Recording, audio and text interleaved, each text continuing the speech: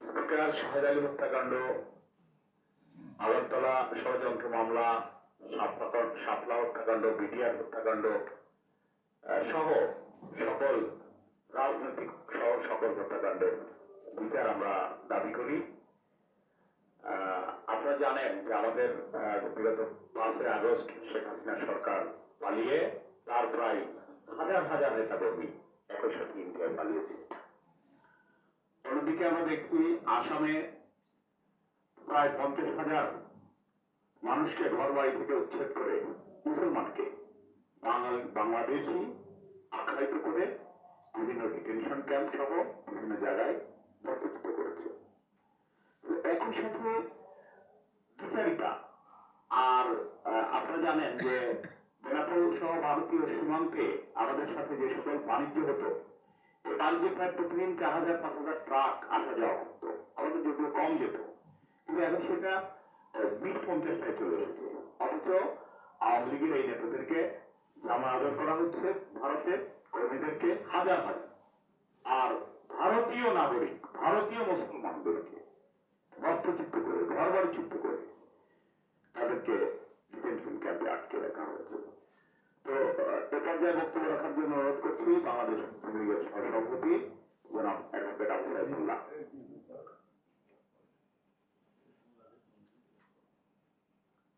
বিসমিল্লাহির রহমানির রহিম। আজকের পুনর্গঠন বিভাগের সভাপতি বরিশাল মুসলিম লীগ নেতা জনাব আব্দুল আজিজ হাওলাদার এবং আমার পাশে মুসলিম লীগের নেতৃবৃন্দ বসে আছে। আমি যে বক্তব্যটা দেব সেখানেই যে কথাগুলো ইতিপূর্বে বক্তারা বলে গেছে, এটা 10 বছর আগেও শুনছি, 20 বছর আগেও শুনছি, 15 বছর আগেও শুনছি। একটা কথাই কেবল বারবার রিপিট করে, নতুন কোনো কিছু কথা বলে না, নতুন কথা বলে না। আমি যে কথাগুলো বলতে চাবো এখন আংশিক জহিরুদ্দিন মোহাম্মদ বাবর বলছে। আজকে সবাই আমি একটু ভাগ্যবান ব্যক্তি মনে করছি। কিরকম ভাগ্যবান ব্যক্তি? ওই যে 49তম মুসলিম লীগ পুনর্গঠন দিবস হয়েছিল, ওইখানে আমি গেছিলাম, কিন্তু মিটিং শোনার জন্য যাই না। আজকে পুনর্গঠন দিবস হইবে এজন্যও যাই না। আমার লই গেছে কেটা এই 3 জন জানবে, এই 2 জন 3 জন জানবে।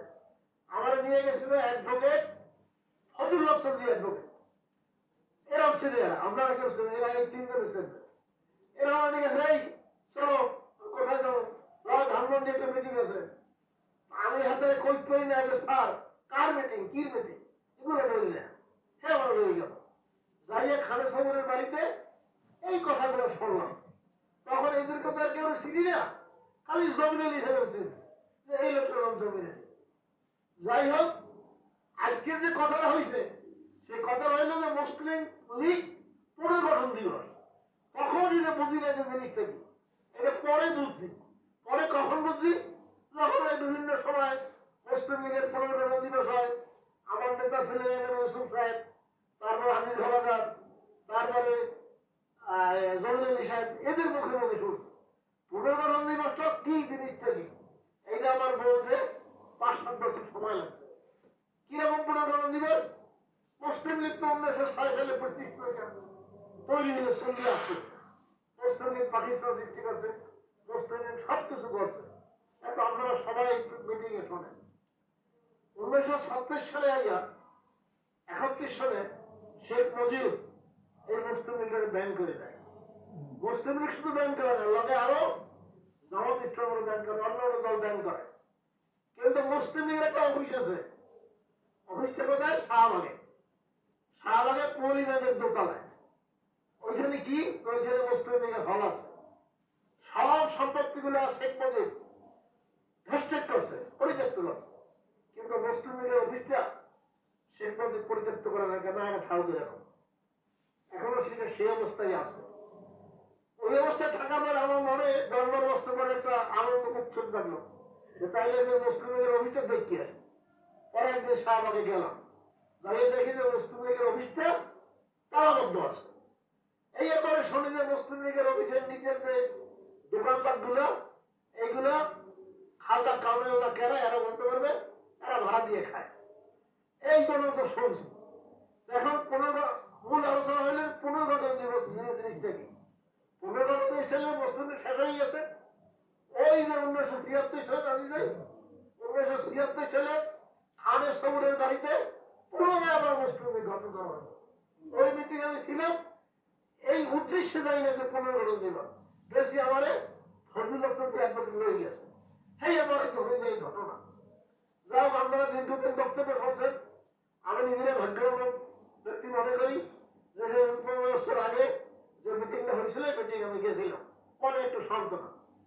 একটা কথা কেউ কয় না পর্যন্ত মুসলিম লীগের পতন হইলে কেন? কিরকম পতন হইল? মুসলিম লীগ ক্ষমতায় নিতে পারে না কেন? কি কারণে? এখন মুসলিম লীগের যে যৌবনটা, মুসলিম লীগের যৌবন আমি দেখছি।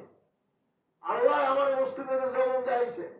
ওই সময় লোকগুলো চেহারা ছিল সুন্দর সুন্দর চেহারা লোক ছিল। কাজী খানের, M A Matin, M A সুবহান, ফজল হক চৌধুরী, সাকা চৌধুরীর বাপে, তারা যারা ছিল ওই সমস্ত লোকগুলো যারা ছিল ওই সমস্ত লোকগুলো খুব চেহারা ছিল এবং তারা ছিল চরিত্রবান। আমি তাদের বাসায় গেছি। এখন মুসলিম লীগের নেতার বাসায় গেলে কেউ খাওয়ায় না। আর সকালবেলা কাজী খানের বাসায় যেতাম, তারপরে বিভিন্ন লোকের বাসায় যেতাম। বাসায় যেন আমাদের খাওয়াইতো, আদর করতো, আত্মিক করতো। তখন ছিল এই মুসলিম লীগের নেতারা। এখন মূল কথা হলো যে কথাটা মুসলিম লীগের পরাজয় হলো কেন? মুসলিম লীগের নিশ্চিত হয়ে গেল 1977 সালে বিএনপি যখন ইলেকশন করে মুসলিম লীগের লোকগুলা, ওই চেহারা লোকগুলা, ওই ভালো লোকগুলা, ওই কর্মঠ লোকগুলা, ওই নেতাগুলা সবগুলা বিএনপি চলে গেল। সব লোকগুলা বিএনপি চলে গেল। খানের সঙ্গে তখনও বাচ্চা আছে সিংহের মতো হুঙ্কার দিল। হুঙ্কার দিয়া জিয়াউর রহমানই বেতন যা শুনছি খানের সঙ্গে অনুদান করলো তার সামনে ইলেকশনটা করে। খানের সঙ্গে অনুদান করার পরে ইলেকশন করিয়া মুসলিম লীগের সব লোকগুলা ভাগাই নিয়ে গেল। 157 এমপি হলো মুসলিম লীগের বিএনপি থেকে। এই হলো মুসলিম লীগের ঘটনা। এবারে আমি বক্তব্য শেষ করছি। আর কি বলবো? এই তো মূল ঘটনা।